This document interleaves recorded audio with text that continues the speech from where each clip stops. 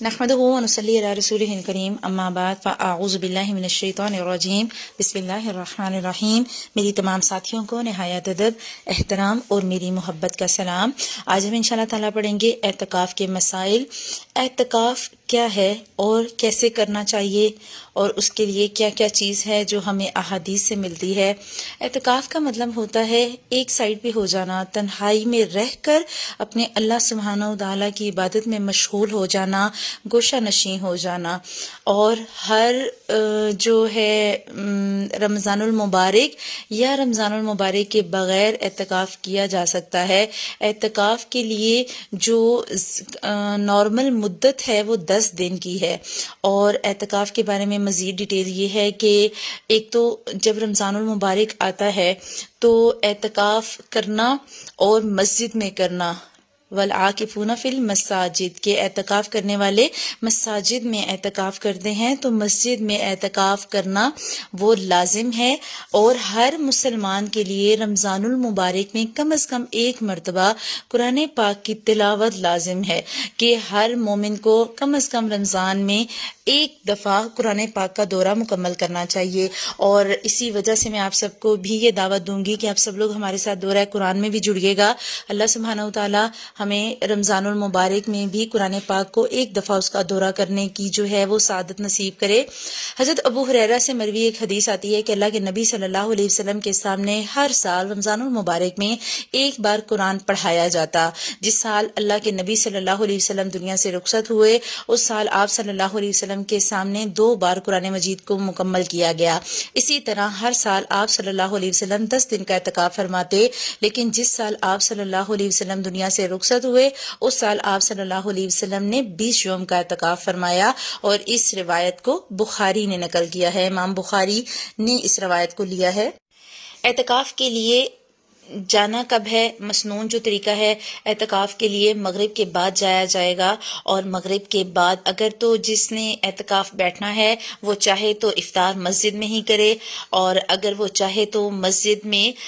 کرنے کے بجائے گھر سے افطار کر کے مسجد جائے اور پھر وہاں سے اعتکاف کے لیے بیٹھے۔ اور کیونکہ جو اعتکاف کا وقت ہے وہ مغرب سے شمار ہوتا ہے، مغرب سے لے کر اگلے دن مغرب تک جو ہے وہ ایک دن شمار ہوتا ہے۔ تو اگر مغرب سے پہلے جائیں تو بھی ٹھیک ہے، لیکن مغرب کے بعد بھی جایا جا سکتا ہے، اجازت ہے۔ کیونکہ اما عائشہ فرماتی ہیں کہ اللہ کے نبی صلی اللہ علیہ وسلم جب اعتکاف بیٹھنے کا ارادہ فرماتے تو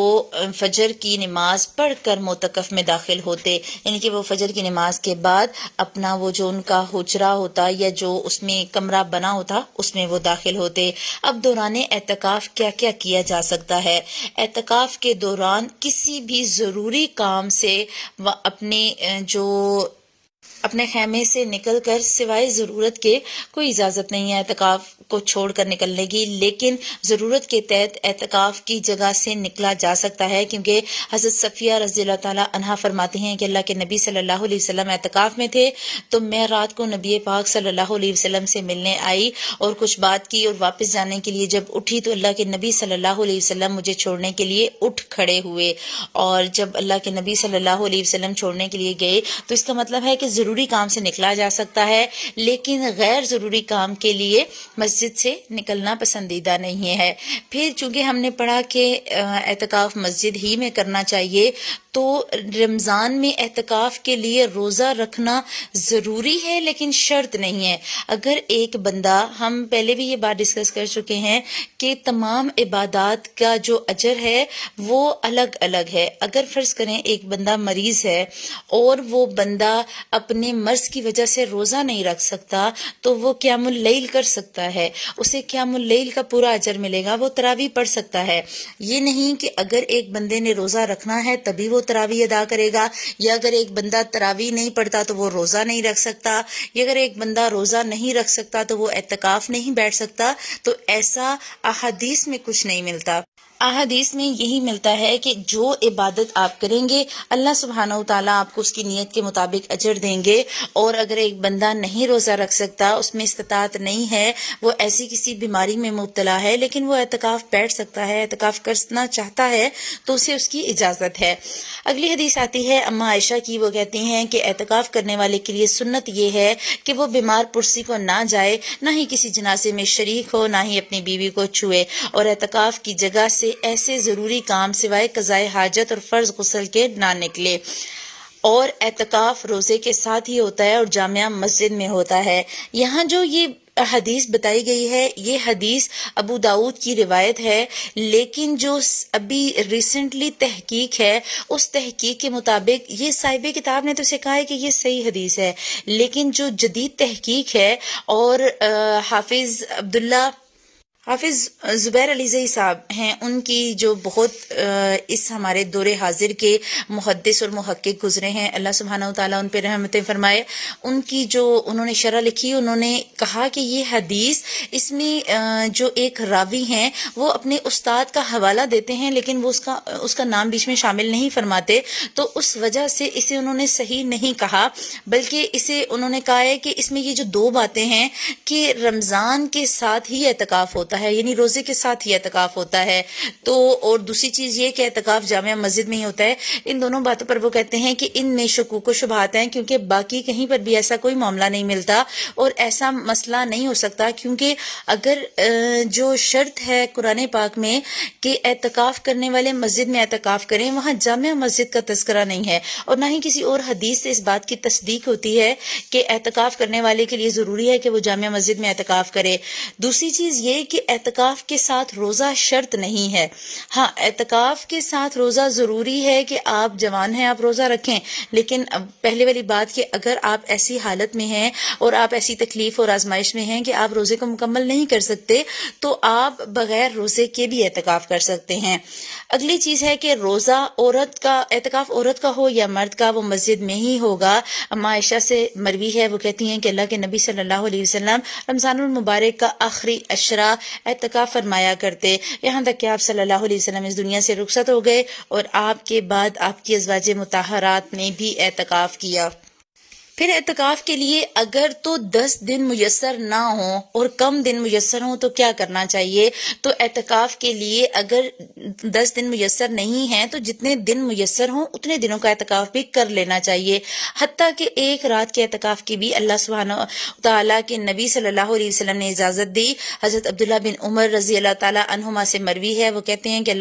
حضرت عمر نے نبی پاک صلی اللہ علیہ وسلم سے پوچھا کہ میں نے زمانہ جاہلیت میں مسجد حرام میں ایک رات کے اعتکاف کی نظر مانی تھی تو میں اسے پورا کروں یا نہ کروں؟ تو آپ صلی اللہ علیہ وسلم نے فرمایا کہ اپنی نظر پوری کرو. یعنی اللہ کے نبی صلی اللہ علیہ وسلم نے ایک رات کے اعتکاف کی بھی اجازت دی کہ اگر آپ کے پاس وقت کی کمی ہے، آپ کو ایک رات میسر آئے، تو آپ صلی اللہ علیہ وسلم نے اس کی بھی اجازت دی کہ ایک رات کا اعتکاف بھی کیا جا سکتا ہے.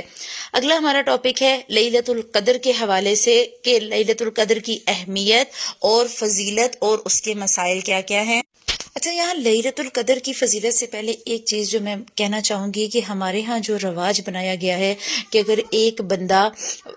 اپنا جو اعتکاف ہے وہ مکمل کر لیتا ہے تو اعتکاف مکمل کرنے کے بعد گھر والے اسے باقاعدہ VIP پروٹوکول کے ساتھ مسجد لینے جاتے ہیں، ہار کے ساتھ اور مٹھائیوں کے ساتھ اور پکوانوں کے ساتھ، اور 3 دن تک ان کے گھروں میں جو ہے وہ اسی بات کی مبارکباد چلتی رہتی ہے. پورا محلہ اور شہر آ کر مبارک دیتا ہے کہ جی آپ کو مبارک ہو، اور آ کر ہار پہنائے جاتے ہیں. اور تو اس چیز کی اسلام میں، یہ شریعت میں کوئی گنجائش نہیں ہے، نہ ہی شریعت میں یہ چیز بیان کی گئی ہے.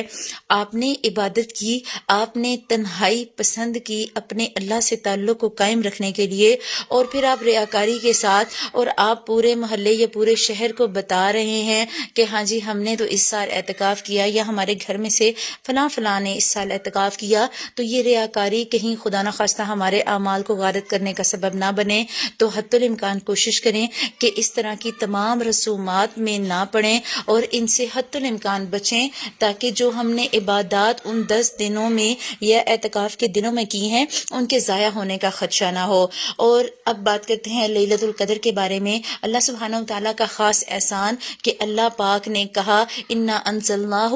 فی لیلۃ القدر، بے شک اللہ سبحانہ و تعالیٰ نے لیلۃ القدر میں ہمارے لیے قرآن کو نازل کیا، اور اسی برکت کی وجہ سے اللہ سبحانہ و تعالیٰ نے ہم پر رحمت کی۔ اللہ کا بہت بڑا احسان کہ وہ ہمیں لیلۃ القدر نصیب کرتے ہیں۔ حضرت ابو ہریرہ رضی اللہ تعالیٰ عنہ سے مروی ہے، اللہ کے نبی صلی اللہ علیہ وسلم نے فرمایا من قام لیلۃ القدر، کہ بے شک جس نے لیلۃ القدر میں قیام کیا، کیسے کیا؟ ایمانا و احتساباً، ایمان کے ساتھ اور ثواب کی نیت سے، غفر لہ ما تقدم من ذنبہ، تو اس کے جتنے بھی گزشتہ گناہ ہیں وہ تمام کے تمام معاف کر دیے جاتے ہیں۔ یعنی کہ اتنی بڑی فضیلت کہ لیلۃ القدر میں گزشتہ جتنے بھی گناہ ہوں گے ان سب سے انشاءاللہ تعالی نجات مل جائے گی اگر ہم اس رات کی برکتیں پالیں گے تو۔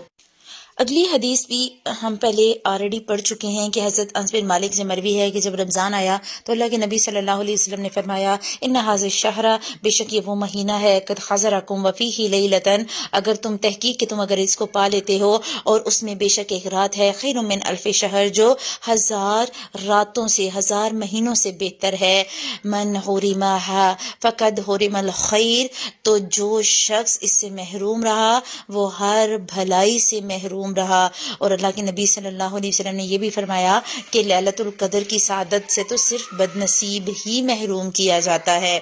اب لیلۃ القدر کب آتی ہے؟ لیلۃ القدر کو رمضان کے آخری عشرے کی طاق راتوں میں تلاش کرنا چاہیے۔ طاق راتیں کون سی؟ فرض کریں کہ اگر 21واں روزہ ہے تو 21ویں روزے سے پہلے جو 20ویں روزے کے افطار کے بعد مغرب سے لے کر اگلے دن فجر تک کا ٹائم، وہ 21 کی رات ہوگی، کیونکہ اسلامک کیلنڈر میں رات مغرب سے شروع ہو جاتی ہے۔ حدیث آتی ہے، اما عائشہ کہتی ہیں کہ اللہ کے نبی صلی اللہ علیہ وسلم نے فرمایا تحروا لیلۃ القدر فی الوتر، کہ بے شک رمضان کے کون سے لیلۃ القدر کو تم تلاش کرو طاق راتوں میں، من العشر الاواخر من رمضان، رمضان کے آخری عشرے کی طاق راتوں میں، یعنی کہ 21، 23، 25، 27 اور 29، یہ 5 طاق راتیں ہیں۔ 20 کا روزہ مکمل ہوگا تو 21 کی رات آ جائے گی، اسی طرح 22واں روزہ مکمل ہوگا تو رات 23ویں روزے کی ہوگی، اور 24واں روزہ مکمل ہوگا تو 25 کی رات ہوگی، اور جب 26واں روزہ مکمل ہوگا تو 27 کی رات ہوگی، اور 28واں روزہ مکمل ہوگا تو 29 کی رات ہوگی۔ تو ان راتوں میں ہم نے لیلۃ القدر کو تلاش کرنا ہے، کیونکہ ایک اور حدیث میں ملتا ہے کہ اللہ کے نبی صلی اللہ علیہ وسلم نے پہلے رمضان المبارک کے 10 دنوں کا اعتکاف کیا اور فرمایا کہ مجھے اس میں لیلۃ القدر نہیں ملی، پھر دوسرے عشرے کا اعتکاف کیا اور پھر فرمایا کہ مجھے اس میں بھی نہیں ملی، اور فرمایا کہ تم اس کو آخری عشرے میں تلاش کرو، اور پھر بخاری کی یہ روایت آگئی سامنے کہ اللہ کے نبی صلی اللہ علیہ وسلم نے فرمایا کہ رمضان کے آخری عشرے کی طاق راتوں میں لیلۃ القدر کو تلاش کرو، اس میں خوب خوب عبادات کر کے اپنے گناہوں کو بخشواؤ۔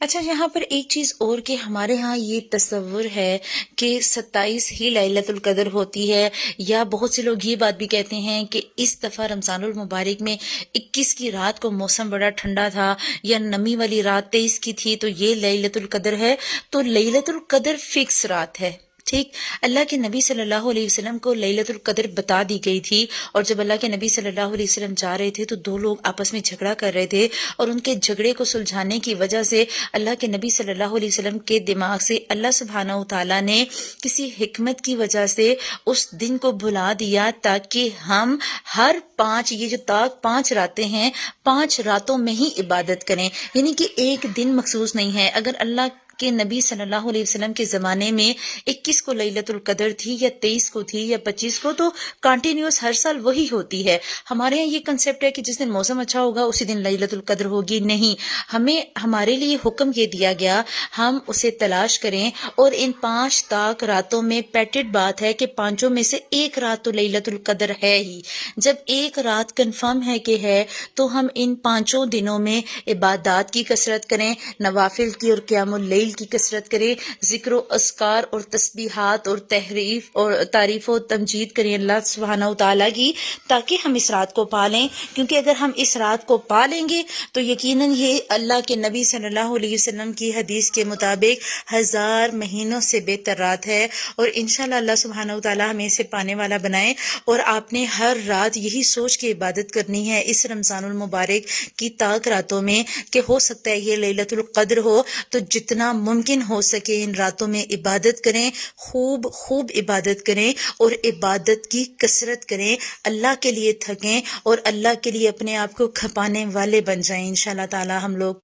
کیونکہ ان 10 دنوں میں بہت زیادہ اجر و ثواب ہے عبادت کا. کیونکہ اللہ کے نبی صلی اللہ علیہ وسلم کے بارے میں آتا ہے کہ آپ صلی اللہ علیہ وسلم کثرت سے عبادت کیا کرتے تھے. اما عائشہ کہتی ہیں کہ اللہ کے نبی صلی اللہ علیہ وسلم رمضان المبارک کے آخری عشرے میں باقی دنوں کی نسبت عبادت میں بہت زیادہ کوشش کرتے. اور اما عائشہ کی ہی ایک اور حدیث آتی ہے کہ جب رمضان المبارک کے آخری 10 دن شروع ہوتے تو اللہ کے نبی صلی اللہ علیہ وسلم جو عبادتیں ہوتی تھیں عبادت کے لیے کمر بستہ ہو جاتے، اپنے آپ کو بھرپور تیار کر لیتے، راتوں کو جاگتے، اور صرف یہ نہیں کہ خود جاگتے، اپنے اہل و عیال کو بھی جگاتے اور انہیں بھی اپنے ساتھ عبادات میں شریک فرماتے. اب اگر ایک بندہ پوری رات عبادت نہیں کر سکتا تو اس کے لیے کیا حکم ہے؟ تو آخری راتوں کے جو تمام آخری عشرے کی جتنی بھی راتیں ہیں ان میں جاگنے کی فرصت نہ پانے والوں کے لیے جو لیلۃ القدر کا ثواب ہے اس کے لیے ہم 2 احادیث پڑھیں گے. پہلی حدیث ہے حضرت ابو ذر سے، وہ کہتے ہیں کہ اللہ کے نبی صلی اللہ علیہ وسلم نے فرمایا انہ من قام مع الامام، بے شک جس نے امام کے ساتھ قیام کیا حتی ینصرف، یہاں تک کہ امام پلٹ آئے، کتب لہ قیام اللیل، تو اس کے لیے قیام اللیل یا پوری رات کا قیام لکھ دیا جائے گا. یعنی کہ جس نے امام کے ساتھ نفل نماز یا نماز تراویح باجماعت پڑھی اس کے لیے ساری رات کا قیام یا ساری رات کا ثواب لکھ دیا جائے گا. اگلی حدیث ہے حضرت عثمان بن عفان سے، وہ کہتے ہیں کہ اللہ کے نبی صلی اللہ علیہ وسلم کو فرماتے ہوئے انہوں نے سنا کہ جس نے من صلی العشاء فی الجماعت، کہ بے شک جس نے عشاء کی نماز جماعت کے ساتھ پڑھی، فکأنما قام نصف اللیل، تو بے شک اسے نصف رات کے قیام کا اجر دیا جائے گا. ومن صلی الصبح فی جماعت، تو جس نے فجر کی نماز یعنی صبح کی نماز با جماعت ادا کی، فکأنما صلی اللیل کلہ، تو اس کے لیے ساری رات کے قیام کا اجر لکھ دیا جائے گا. لیکن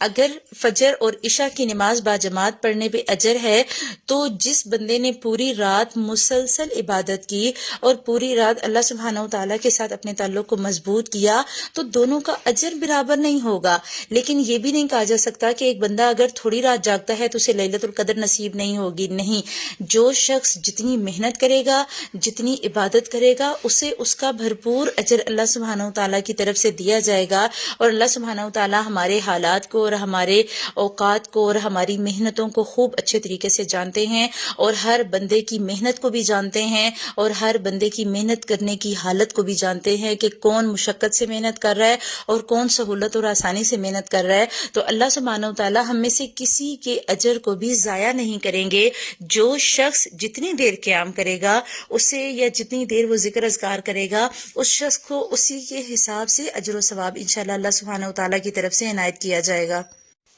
اب اگلی چیز یہ ہے کہ آخری عشرے میں اپنی سخاوت کو بھی مزید بڑھا دینا. اللہ کے نبی صلی اللہ علیہ وسلم کے بارے میں آتا ہے، حضرت عبداللہ بن عباس فرماتے ہیں کہ اللہ کے نبی صلی اللہ علیہ وسلم لوگوں کے ساتھ بھلائی کرنے میں بہت سخی تھے، لیکن جب رمضان المبارک آتا اور آپ صلی اللہ علیہ وسلم جبرائیل امین سے ملتے تو آپ اور بھی زیادہ سخی ہو جاتے. اور رمضان المبارک میں جبرائیل امین ہر رات آپ صلی اللہ علیہ وسلم سے ملا کرتے، اور اللہ کے نبی صلی اللہ علیہ وسلم ان کے ساتھ قرآن مجید کا دور کرتے. اور جب جبرائیل امین آپ سے ملتے تو آپ کی سخاوت تیز ہواؤں سے بھی بڑھ جاتی، عبادات میں بھی سخی ہو جاتے اور صدقات و خیرات میں بھی سخی ہو جاتے. اور آج کی آخری حدیث ہے لیلۃ القدر میں پڑھی جانے والی مسنون دعا. اما عائشہ کہتی ہیں کہ میں نے اللہ کے نبی صلی اللہ علیہ وسلم سے پوچھا کہ یا رسول اللہ صلی اللہ علیہ وسلم، اگر میں شب قدر پالوں تو میں کون سی دعا پڑھوں؟ تو آپ صلی اللہ علیہ وسلم نے فرمایا قولی، تم یہ کہو اللہم انکا عفو تحب العفو فاعف عني، کہ اے اللہ بے شک تو معاف کرنے والا ہے اور تو پسند کرتا ہے معاف کرنا، لہٰذا تو مجھے معاف کر دے۔ تو اللہ سبحانہ و تعالیٰ سے دعا ہے کہ اللہ تعالیٰ ہمیں یہ دعا یاد کرنے اور پڑھنے اور لیلۃ القدر کو پانے کی توفیق عطا فرمائے۔ اللہ سبحانہ و تعالیٰ ہمیں اتنی ہمت دے کہ اس رمضان المبارک ہم اپنی عبادات اور ہم اپنی عبادات کا طریقہ کار سنت کے مطابق رکھ سکیں اور زیادہ سے زیادہ عبادات کریں اور اللہ سبحانہ و تعالیٰ کا زیادہ سے زیادہ قرب پائیں۔ سبحانک اللہم و بحمدک، نشہد ان لا الہ الا انت، نستغفرک و نتوب الیک۔ السلام علیکم ورحمۃ اللہ وبرکاتہ۔